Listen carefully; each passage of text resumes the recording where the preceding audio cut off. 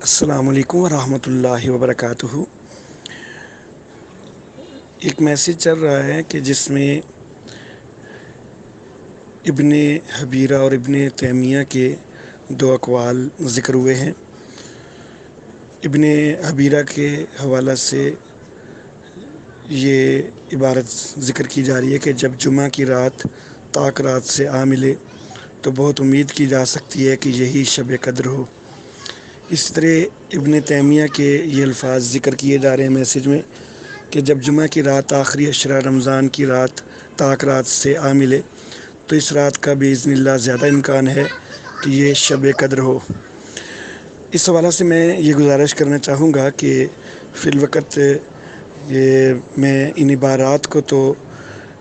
نہیں پرکھ سکتا کہ کیا واقعی یہ ان بزرگوں نے لکھی ہیں یا نہیں لکھی، البتہ اس حد تک بات درست ہے کہ یہ امکان تو کہا جا سکتا ہے کہ جب جمعہ کی بھی رات ہو اور آخری عشرہ کی طاق رات بھی ہو تو ممکن ہے کہ وہ لیلۃ القدر ہو، لیکن اس حوالہ سے 100% حتمی ہم کچھ نہیں کہہ سکتے۔ جب نبی اکرم صلی اللہ علیہ وسلم کو بھی لیلۃ القدر کا حتمی علم نہیں دیا گیا تو پھر ہم بھی حتمی اس حوالہ سے کچھ نہیں کہہ سکتے۔ اندازہ ضرور کیا جا سکتا ہے کہ ممکن ہے کہ یہ طاق رات اور جمعہ کی رات اگر اکٹھی ہو جائے تو شاید یہ لیلۃ القدر ہو، باقی اللہ ہی زیادہ بہتر جانتا ہے۔